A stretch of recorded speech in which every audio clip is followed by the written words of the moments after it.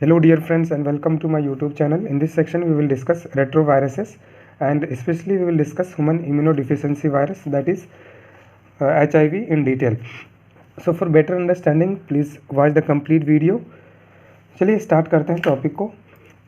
Friends, हम लोग retrovirus को जो है डिस्कस करेंगे दो सेक्शन में. इस सेक्शन में हम लोग रेट्रोवायरस की क्लासिफिकेशन देख लेते हैं और HIV की पूरी डिटेल स्टडी कर लेते हैं और नेक्स्ट वीडियो में हम लोग HIV की लेबोरेटरी डायग्नोसिस को डिस्कस करेंगे. तो चलिए आज स्टार्ट करते हैं रेट्रोवायरस की क्लासिफिकेशन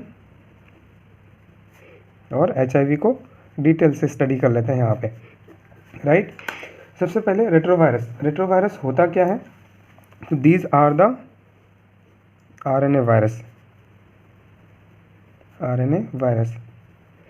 फ्रेंड्स, जब मैंने आपको ऑन्कोजेनिक वायरस की क्लासिफिकेशन बताया था तो उसमें मैंने आपको बताया था कि दो तरह के वायरस होते हैं मेनली. एक होते हैं ऑन्कोजेनिक DNA वायरस जिसकी जेनेटिक मटेरियल DNA होती है और दूसरी होती है ऑन्कोजेनिक RNA वायरस जिसकी जेनेटिक मटेरियल RNA होती है. और ऑन्कोजेनिक RNA वायरस में मेनली हमने आपको बताया था 3 वायरस, जिसमें से एक क्या था, HIV virus, that is human immunodeficiency virus, और दूसरा मैंने बताया था आपको human T cell lymphotropic virus, that is human T cell lymphotropic virus. Right, और तीसरा मैंने आपको बताया था हेपेटाइटिस C वायरस. राइट, ये 3 वायरस हैं जो ऑन्कोजेनिक RNA वायरस हैं. अब रेट्रोवायरस जो है, ये रेट्रोवायरस भी क्या है, RNA वायरस है. तो अब RNA वायरस जो है रेट्रोवायरस में एक तो HIV वायरस और दूसरा आपका human T cell lymphotropic virus, ये आ जाता है दोनों. और हेपेटाइटिस C वायरस जो है आपकी हेपेटाइटिस वायरस में आती है. राइट, तो अब इसकी क्लासिफिकेशन देख लेते हैं रेट्रोवायरस की कि क्लासिफिकेशन क्या है इसकी. So let's see the classification of retrovirus. देखिए, जो रेट्रोवायरस होते हैं वो मेनली बिलोंग करते हैं फैमिली. कौन सी फैमिली? बहुत ही आसान तरीका होता है फैमिली याद रखने का. जो भी वायरस है उसके नाम के आगे हम क्या लगा देते हैं, विरिडी. तो यहाँ पे कौन सा है, रेट्रोवायरस, तो हम लोग क्या बोलेंगे, फैमिली रेट्रोविरिडी.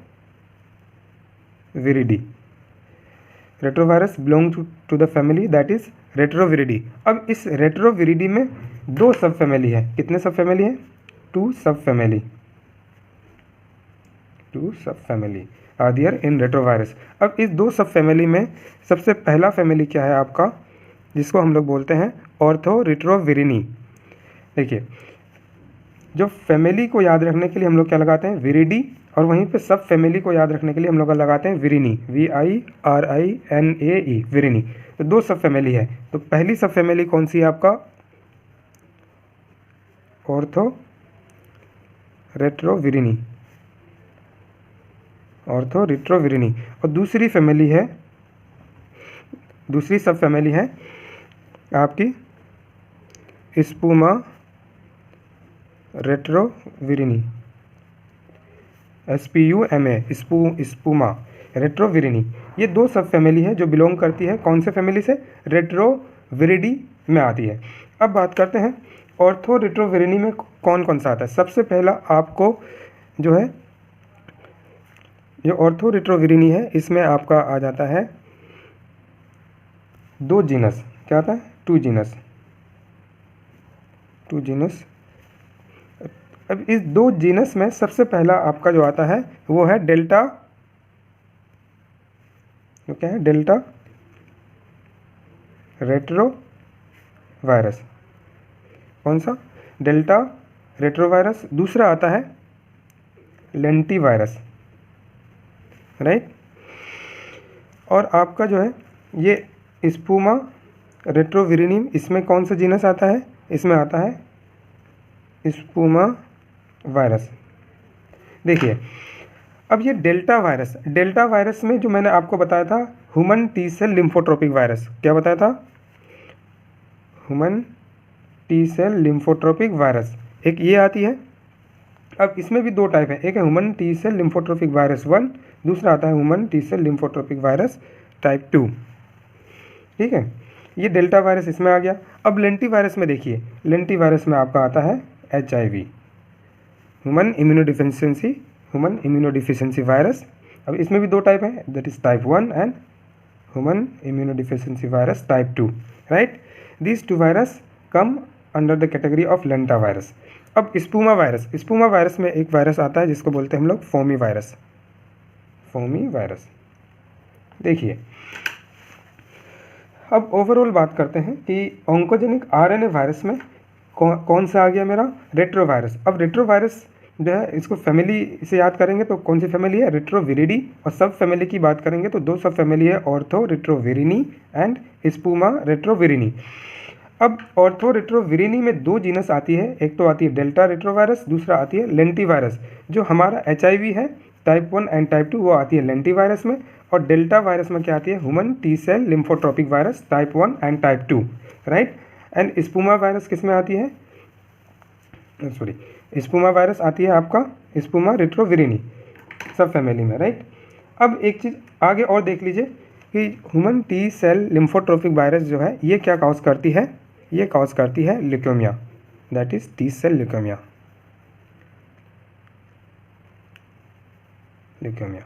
और लिम्फोमा। और टाइप 2 जो है human T cell lymphotropic virus type 2, this is not associated with any disease mainly, इसकी कोई डिजीज़ एसोसिएशन अभी ज़्यादा नहीं पाया गया है। अब लेंटी वायरस में आपका HIV-1 एंड HIV-2 ये क्या कॉज करती है, AIDS, acquired immunodeficiency syndrome, that is ads.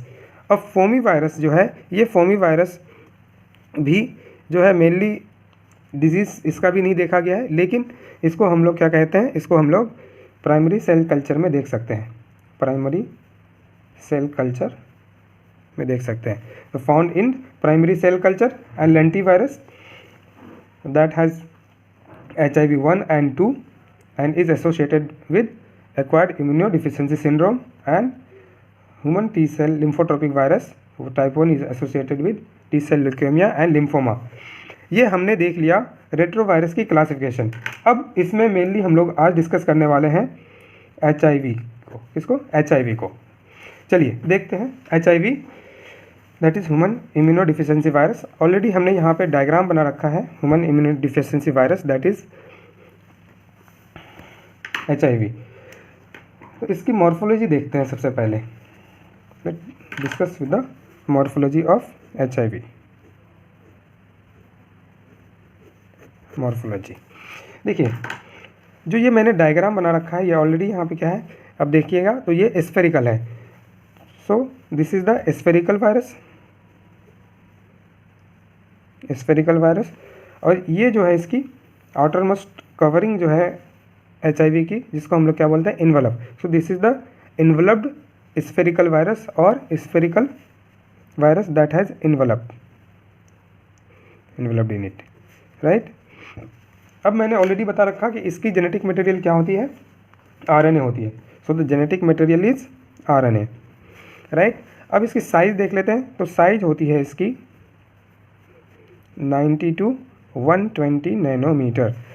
So retrovirus that is specially HIV is a spherical enveloped virus that has RNA as a genetic material and the size is 90 to 120 nanometre. अब इसकी structure देखते हैं, morphology में कौन कौन से क्या क्या है इसमें। तो देखिए, ये जो है इसका आउटर मोस्ट कवरिंग, ये क्या है, इसका इन्वेलप है। तो this one is the envelope, this one is the envelope. Envelope के अंदर जो है क्या है, nucleo capsid, this one is nucleo capsid, right. ये दो चीज़ है मेनली, एक क्या है इन्वेलप है और दूसरी क्या है, इनर मोस्ट क्या है, न्यूक्लियो कैप्सिड। और न्यूक्लियो कैप्सिड के अंदर में इसकी जेनेटिक मटेरियल है that is RNA। So this one is the RNA that acts as the genetic material. अब थोड़ा और डिटेल में देखते हैं, जो इन्वेलप है, इन्वेलप में ये स्पाइक लाइक स्ट्रक्चर दिख रहे हैं, तो इसको हम लोग बोलते हैं, इसको हम लोग क्या बोलते हैं, इसको बोलते हैं इन्वेलप, क्योंकि इन्वेलप के ऊपर है इन्वेलप, और ये बनी होती है ग्लाइकोप्रोटीन की।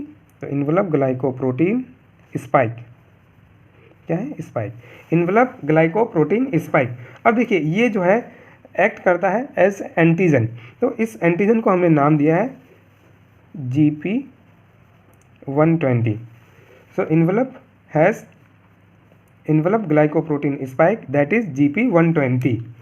अब देखिए इस इन्वलप के अंदर जो है ये स्ट्रक्चर आप देख रहे हैं, ये स्ट्रक्चर आप देख रहे हैं, तो इसको हम लोग बोलते हैं, इसको क्या बोलते हैं, ट्रांसमेम्ब्रेन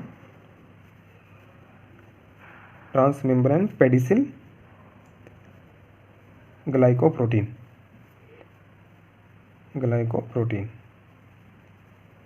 दैट इज GP41। देखिए इन्वलप में 2 मेम्ब्रेन है और उसके बीच में ये क्या है, पेडिसिल है। So this one is the transmembrane that is in between the membrane, transmembrane pedicel glycoprotein. It also acts as the antigen and this antigen is named as GP41। इस एंटीजन को, जो इसमें जो एंटीजन है उसको हम लोग आगे और अच्छे से डिस्कस करेंगे ताकि आपको और समझ में आए। अभी सिर्फ मॉर्फोलॉजी इसकी समझ लेते हैं कि स्ट्रक्चर में क्या क्या चीज़ आता है। तो एक तो आया इन्वलप में क्या है, envelope glycoprotein spike that is GP120 and transmembrane pedicel that is pedicel glycoprotein that is GP41। अब देखिए ये हमने बताया आपको क्या है, न्यूक्लियोकैप्सिड की एक बाहर में और सेल है, स्ट्रक्चर है जिसको हम लोग बोलते हैं outer cell. This one is the outer cell of nucleocapsid right. देखिए न्यूक्लियोकैप्सिड की ये आउटर सेल हो गई और ये न्यूक्लियोकैप्सिड की इनर सेल। अब देखिए जो न्यूक्लियोकैप्सिड है उसके अंदर में क्या है, RNA as the genetic material. अब जहाँ पे RNA होगा तो वहाँ पे क्या होगा, RNA पॉलीमरेज होगा। अब उस RNA में मेनली जो एंजाइम प्रेजेंट है उसको हम लोग बोलते हैं रिवर्स ट्रांसक्रिप्टेज। क्या बोलते हैं, रिवर्स ट्रांसक्रिप्टेज। तो 2 एंजाइम प्रेजेंट है, रिवर्स ट्रांस, देखिए क्या है, रिवर्स ट्रांसक्रिप्टेज। ये रिवर्स ट्रांसक्रिप्टेज क्या करेगा, रिवर्स ट्रांसक्रिप्शन कराएगा। मतलब क्या कराएगा, जो RNA है वो RNA से क्या बनाएगा, DNA बनाएगा। RNA से क्या बनाएगा, DNA बनाएगा। So this reverse transcriptase is responsible for the synthesis of DNA from RNA। अब ये DNA कहाँ पे बनेगा, ये DNA बनेगा होस्ट सेल में। जब ये होस्ट सेल में जाएगा तो RNA से DNA बनाएगा और वायरल DNA की सिंथेसिस किस में होगा, होस्ट सेल में होगा, ताकि ये आगे इन्फेक्शन काउज करा सके। सो हमने जो है ओवरऑल HIV की स्ट्रक्चर देख ली। एक बार और देखिए क्या है, इसमें एक इन्वलप है, दूसरा न्यूक्लियोकैप्सिड है। इन्वलप में envelope glycoprotein spike that is GP120 is present और उसके बीच में transmembrane pedicel glycoprotein GP41 and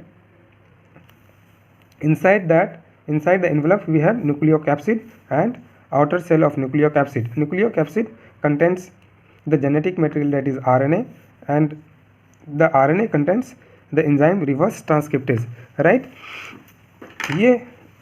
ये हो गई क्या इसकी मॉर्फोलॉजी।